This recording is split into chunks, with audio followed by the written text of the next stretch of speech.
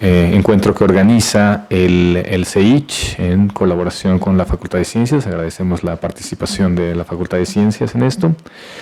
Y bueno, vamos a dar inicio a la sesión de hoy, donde tendremos a 3 expositores. Serán Lev Jardón, el doctor Lev Jardón, el doctor Agustín López Munguía y el doctor Adolfo Olea Franco.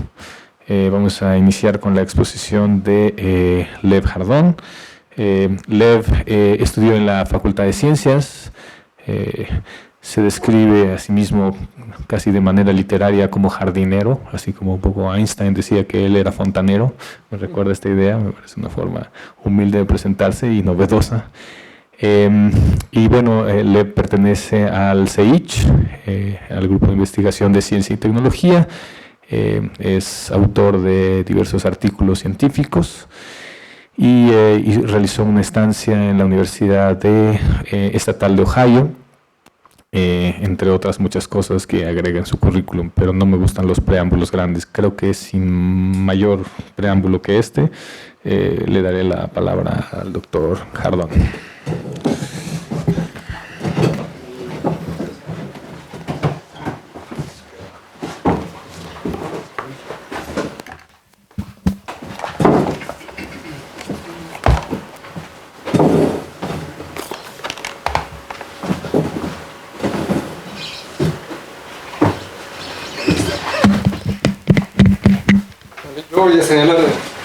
Yo voy a señalar acá, aunque ahí se reproduce, ¿no? Y esto debe funcionar así, sí funciona muy bien. Entonces, le agradezco a Julio y bueno, a la facultad y a todos los que han participado para que este evento se pueda hacer.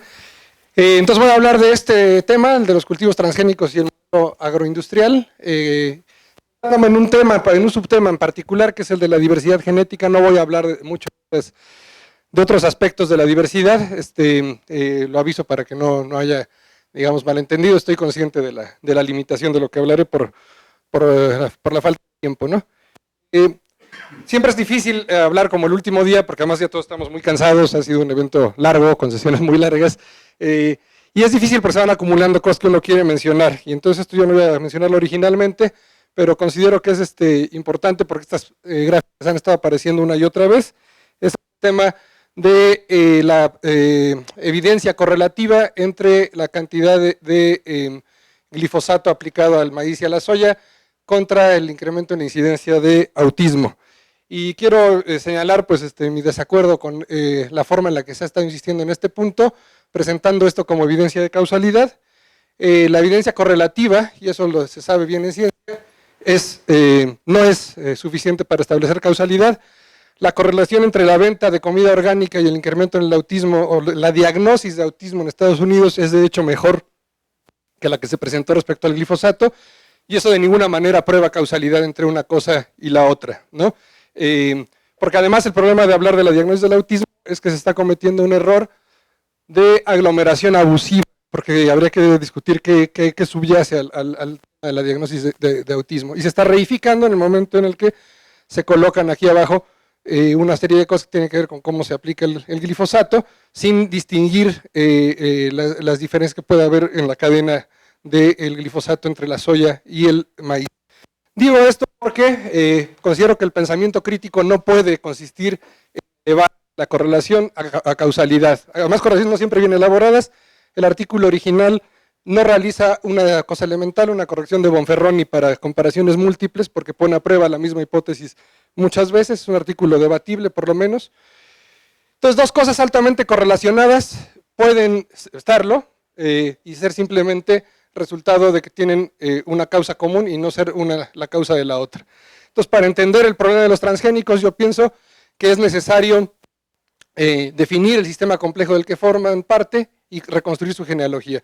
Sobre el problema de la evidencia correlativa, recomiendo al público la lectura de este capítulo del biólogo dialéctico de Richard Lewis y Richard Lewontin en torno al análisis de varianza y el análisis de causas.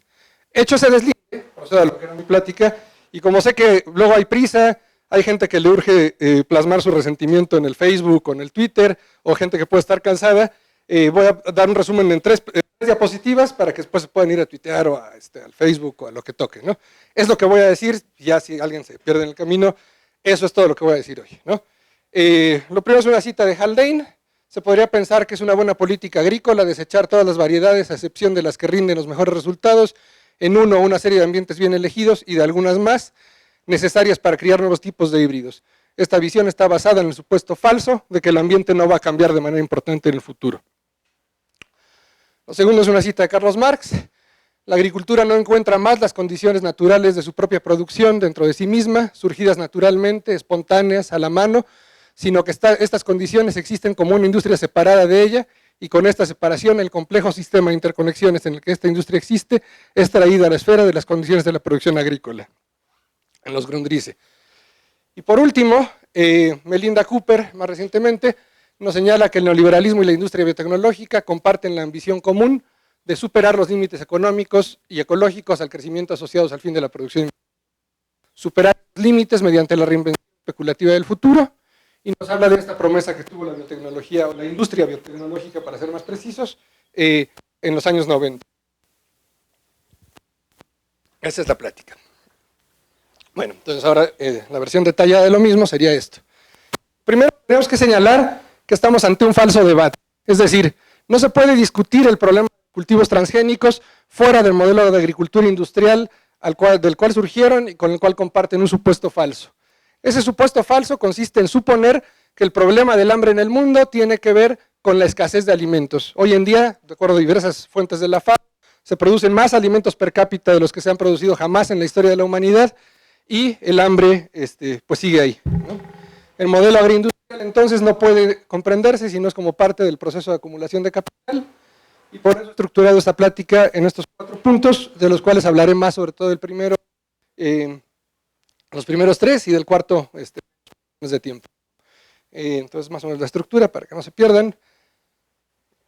Ahí está. Entonces bueno, lo primero que sabemos es que las variedades locales de los cultivos que consumimos cotidianamente todavía no surgieron de la nada, surgieron de un proceso evolutivo en diferentes lugares del mundo, localizadas geográficamente en los trabajos pioneros de Vavilov, y esta es una ruta de investigación que ha seguido hasta nuestros días, y nos ha permitido reconocer eventos de surgimiento independientes para la agricultura en el mundo. Producto de esta evolución diferencial en lugares distintos, los cultivos que se distribuyen en distintas partes no eran al principio los mismos. Sabemos que, como todo proceso evolutivo, el proceso de domesticación implicó, desde el punto de vista estrictamente genético, no voy a hablar de otros niveles de variación hoy de manera importante, insisto, significó una reducción de la poza genética ancestral, de la poza genética que estaba presente en estado silvestre. Solamente una parte de esta es incorporada hacia los cultivos, hacia las plantas domesticadas, aunque hay la posibilidad de que el flujo génico reincorpore cada tanto parte de esta poza hacia la poza domesticada.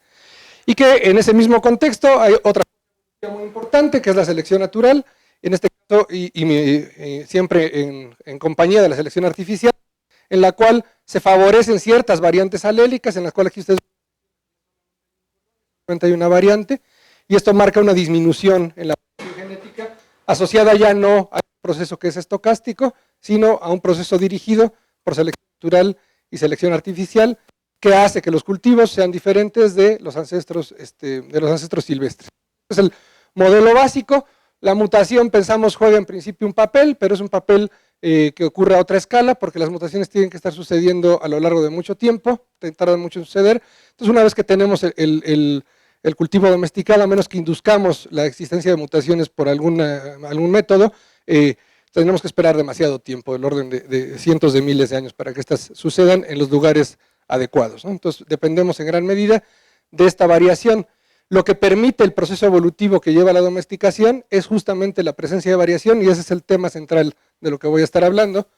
En los procesos de domesticación se ha hablado en términos muy generales de un modelo en el cual los parientes silvestres conservan gran cantidad de variación a lo largo de todo el genoma. Las variedades locales, mal llamadas a veces land races o razas, un concepto que debería estar en desuso en biología, las variedades locales de los cultivos conservan variación, pero han pasado por procesos de criba, por procesos en los cuales se han favorecido ciertos alelos en ciertas regiones, y las líneas endógamas contemporáneas, pues lo que generan es una pérdida mayor de variación. Esto ha sido corroborado en estudios genómicos recientes. En el caso del maíz, el 83% de la variación de los parientes silvestres eran variantes locales, incluso en un trabajo que tuvo un muestreo por lo menos discutible. Y se ha observado un importante proceso de selección natural asociado al proceso de domesticación inicial por parte de las comunidades campesinas que domesticaron. Como mencionaba, diferentes cultivos están distribuidos en distintas partes del mundo y tienen que ver con que los parientes silvestres del maíz, antes de que fuese domesticado, no se distribuían por todo el mundo, se distribuían en una región específica y acumulaban el grueso de su variación fenotípica a nivel de taxa y a nivel de genes específica. Lo mismo puede decirse para otras especies, como la quinoa, como la papa, como el caso del arroz, que se fue domesticado 2 veces. Entonces, cada uno de estos cultivos tiene sus parientes silvestres distribuidos en una región específica e históricamente fueron domesticados en primera instancia en esas grandes regiones, ¿no? Pensar que esto se puede ubicar con fecha, lugar, hora y demás, pues es más o menos no comprender este proceso evolutivo. Y lo menciono porque a veces hay esta intención en la parte, digamos, de regulación, ¿no? Que se estuvo discutiendo ayer a nivel de políticas así llamadas públicas, ¿no? El proceso de domesticación en términos generales tiene una serie de etapas que han sido caracterizadas de manera más o menos gruesa. Las fronteras no son completamente definidas, salvo en este último caso, en el cual se pasa de un pariente silvestre, un par de mutaciones puntuales ocasionan que el diosínte se convierta en maíz. Luego hay selección artificial que va generando diferentes cultivos, adecuados no solo a diferentes ambientes, sino también a diferentes usos, maíces palomeros, a otro tipo de maíces que se pueden ocupar para hacer atoles, tortillas y demás. Esto lleva a la formación de las llamadas variedades locales y obviamente no debemos perder de vista que en los centros de origen y diversidad de la agricultura, lo que ocurre es que está habiendo un intercambio constante de material genético entre poblaciones silvestres y poblaciones cultivadas. Es un hecho bastante conocido. Y posteriormente lo que la agronomía a veces llama crianza deliberada. Esta crianza también era deliberada, pero como no hay un aparato científico técnico, a veces nos cuesta trabajo reconocer que había una intencionalidad aquí. Nosotros pensamos que esto es deliberado, pero bueno, esta formación de líneas endógamas modernas, pues es un proceso que ya tiene que ver con el aparato tecnocientífico y por eso la frontera aquí es un poquito más clara. El hecho es que hay una diversificación como correlato del proceso de domesticación, en el cual se pasa de cosas que son más o menos homogéneas en diferentes poblaciones a una diversidad aquí representada por un subconjunto de los tipos de maíz que hay en México, bastante pequeño, en el cual a nivel del fenotipo se ve que hay mucha variación. Entonces, una pregunta que puede surgir es, si tenemos una serie de factores en contra, como puede ser el hecho de que hay selección natural y artificial operando de manera muy fuerte, que la cantidad de variación genética que tomamos de la naturaleza es más chiquita, y demás, una pregunta importante puede ser qué mantiene la variación dentro de los cultivos en sus centros de origen y diversidad. Aquí está el caso del chile, que es un cultivo que he estado estudiando en los últimos años, en el cual pues México tiene una gran cantidad de variedades y de tipos, concentrados sobre todo en esta parte del sur-centro del país, en el occidente, ¿no? en el oriente del país, como la península de Yucatán. Y entonces nos dimos a la tarea de trabajar el chile en una región específica, que es Oaxaca, a lo largo de 2 transectos, la tesis de licenciatura de un estudiante que se llama Ana Laura Pérez Martínez. Colectamos todos los tipos de chile que encontramos a lo largo de la costa y luego en un transecto norte-sur, en un estudio que empezó cuando estaba haciendo yo el postdoctorado, y Ana Laura amplificó loci de microsatélites para analizar la variación genética dentro de ellos. Es interesante de Oaxaca es que presenta gradientes de domesticación, un gradiente de domesticación. Tenemos chiles silvestres del dosel en las selvas caducifolias, chiles arbenses que crecen espontáneamente en milpas y traspatios, y chiles propiamente cultivados que son sujetos a selección de diverso tipo. Y el resultado más interesante que quiero compartirles hoy de este trabajo que hizo Ana Laura es cuando hacemos una cosa que se llama análisis de varianza molecular para tratar de entender entre qué unidades está presente el mayor grado de variación. El grueso de la variación lo encontramos dentro de las poblaciones de chiles, dentro de los subtipos de chiles.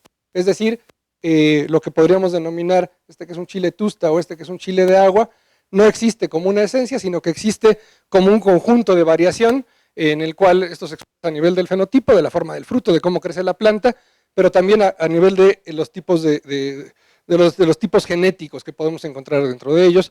Y eso tiene que ver con que, contra lo que piensa el pensamiento tipológico, en la naturaleza lo que existen son poblaciones, variantes que están cambiando, ¿no? Y esa es una afirmación de Mayr de hace algunos años.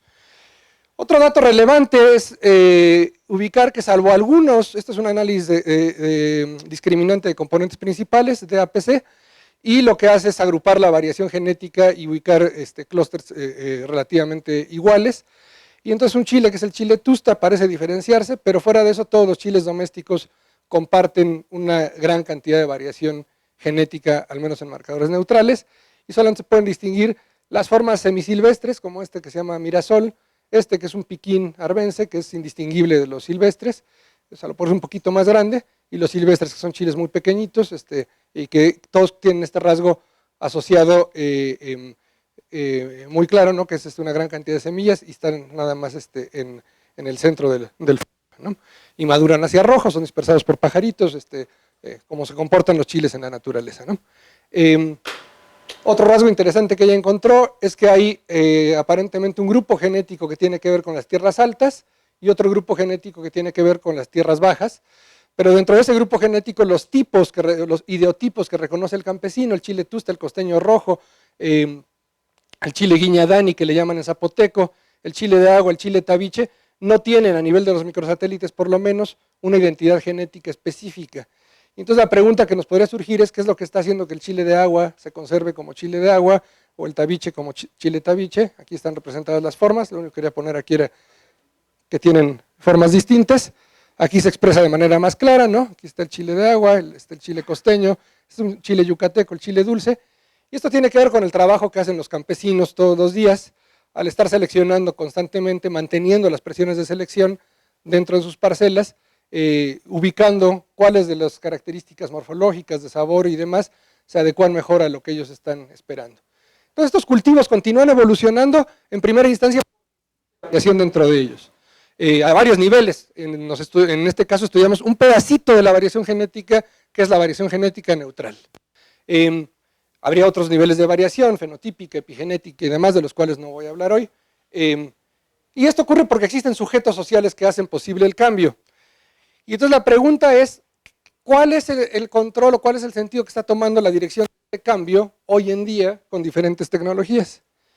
Y entonces tenemos que entrar a discutir no de principio el problema de la transgénica, sino antes el problema del agroindustrial, el problema de la variación genética y en ese contexto a los híbridos y a los transgénicos, ¿no?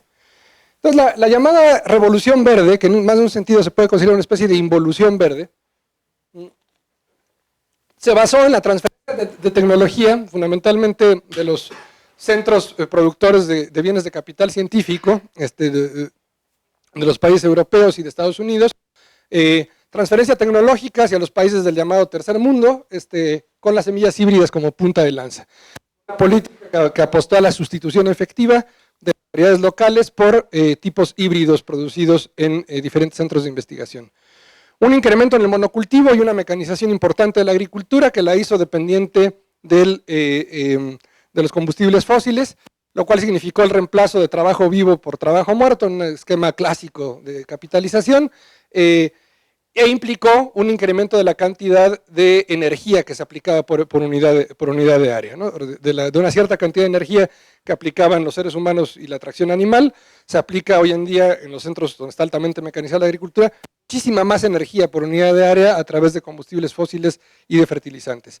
Un incremento en el uso de fertilizantes, herbicidas y pesticidas, y subrayo fertilizantes hoy, porque en los días pasados de este evento se ha estado hablando de una promesa, a mi parecer, no bien sustentada, de que los cultivos transgénicos reducirían presuntamente el uso de herbicidas y de pesticidas.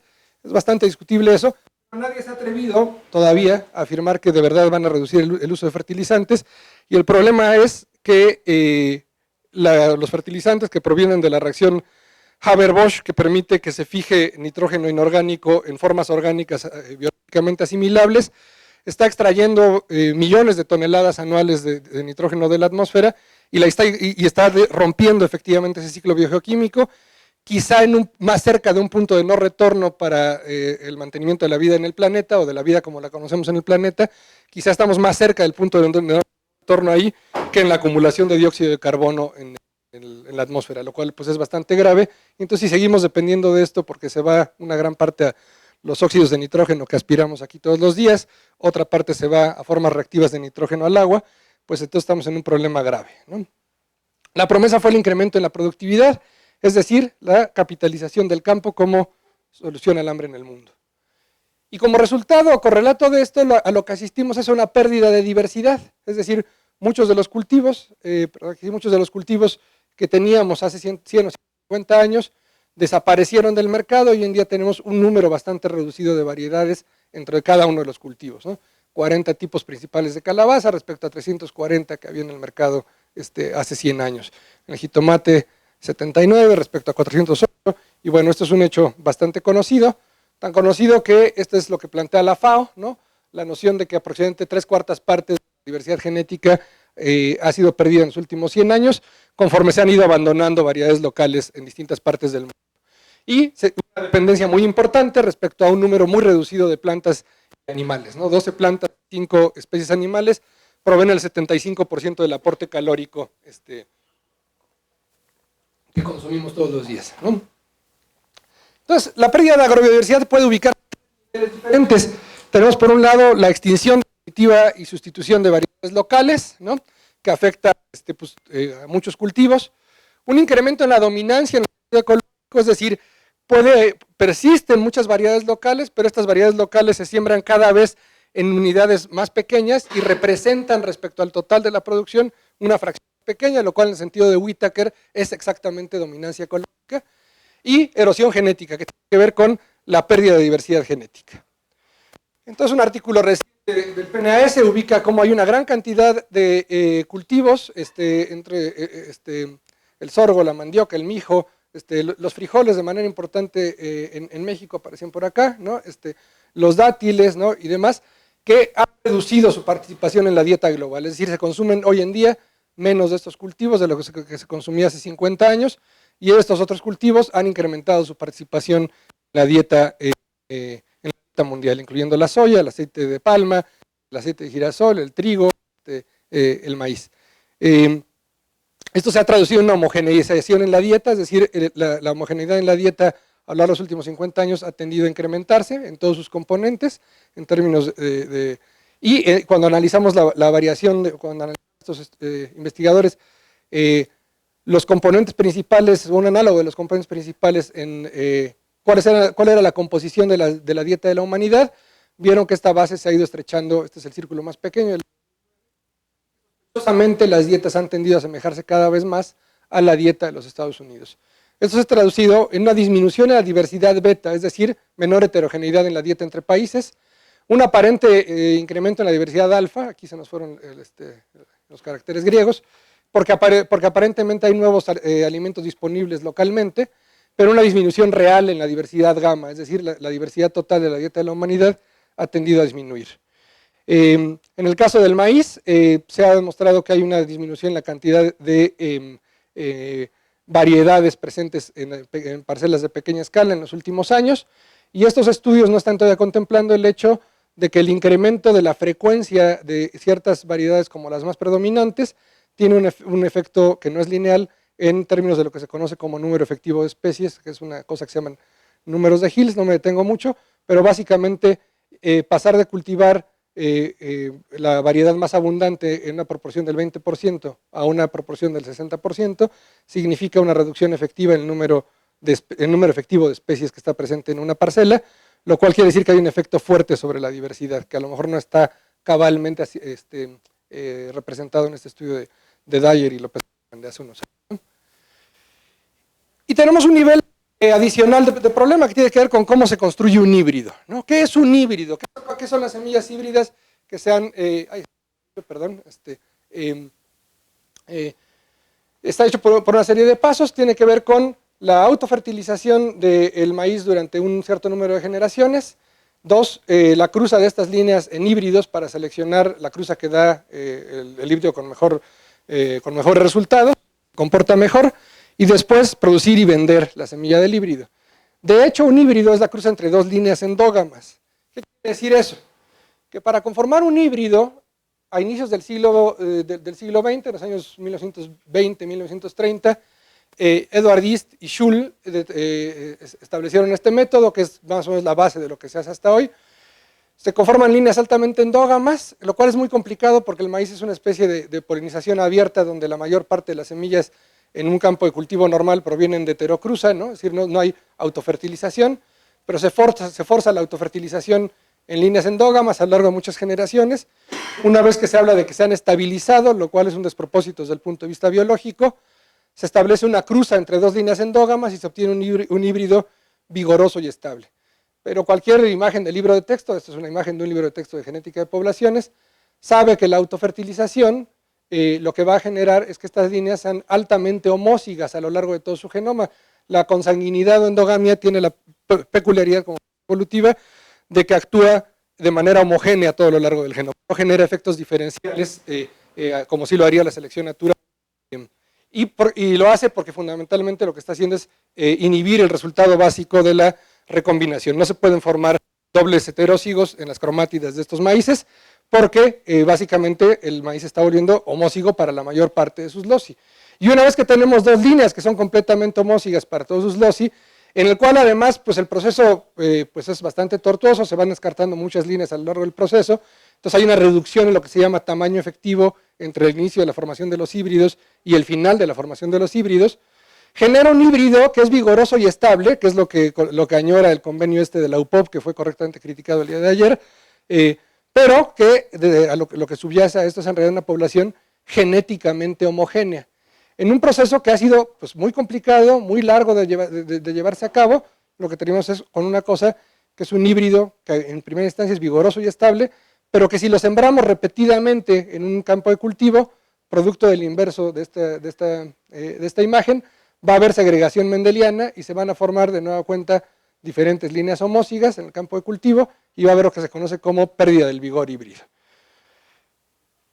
Esto sorprendentemente no ha sido suficientemente estudiado. Un artículo reciente por este autor, Fu, en Theoretical and Applied Genetics, intenta generar para diferentes esquemas de fitomejoramiento qué es lo que le va a pasar a una medida clásica, quizá no la mejor, pero sí la que más queremos en genética de poblaciones siempre, nuestra amiga la heterocigosis. ¿Qué le va a pasar a la heterocigosis bajo diferentes esquemas de formación de híbridos, de fitomejoramiento? Y la tendencia es muy clara. En todos los casos lo que hay es una disminución en los niveles de variación en este modelo teórico que establece él, y lo que él dice al final en las conclusiones es sorprendentemente esto ha sido muy poco estudiado a escala empírica y debería estudiarse más, ¿no? Entonces la producción de híbridos reduce de manera efectiva la variación genética presente en los cultivos, y esto es particularmente claro en especies de... Ya no quise atiborrarlos, hay una revisión reciente que corrobora esta aseveración. Y esto tiene que ver con que la endogamia y un bajo tamaño efectivo poblacional hace que los bloques de ligamiento en una línea endógama tiendan a hacerse más grandes. Aquí lo que tenemos son bloques sin recombinación, que están pintados cada bloque con un color diferente, mientras que en una línea digamos, más parecida a lo que ocurre en un campo de cultivo tradicional, los bloques de ligamiento son mucho más chiquitos. Esto debería hablarnos también por ahí de lo que podemos esperar que le va a pasar a un transgen si se introduce aquí. Va a tender a desplazarse a lo largo de todo el genoma con mucha más facilidad, una vez que entra en contacto con variedades locales. Y esto es alarmante para un centro de origen, pero bueno, algunos dirán que detrás de eso lo que hay es ideología. Pues no, yo creo que es ahí un tema científico. Pero bueno, el punto es que una línea que tiene bloques de ligamiento relativamente más largos, si es sujeta a algún tipo de proceso de selección natural o artificial sobre uno de estos bloques de ligamiento, esto automáticamente va a afectar todo el bloque de ligamiento. Y esto limita la capacidad de evolución posterior en las poblaciones. Hay una larga historia genética de poblaciones, desde los tiempos de Fischer, pasando por los tiempos de Felsen y otros, que han sostenido de manera clara que la gran ventaja evolutiva de la recombinación tiene que ver con la capacidad de probar un alelo presuntamente ventajoso en todos los contextos genéticos o genómicos posibles, lo cual permite que haya una evolución rápida y entonces una adaptación a procesos de cambio climático o de necesidades o de gustos de las poblaciones que están seleccionando esto, en el caso de los seres humanos, mucho más rápido. Esto no es posible de manera tan clara o tiene un límite mucho más marcado en el caso de líneas que están afectadas por la endogamia y bajos tamaños efectivos como son los híbridos. Y esto ha sido estudiado recientemente por el grupo de Rosy Barra y compañía, ¿no? Hasta aquí solo he hablado de híbridos. Bueno, entonces esto es un motivo de regocijo, porque seguramente los cultivos transgénicos resuelven esto de alguna manera.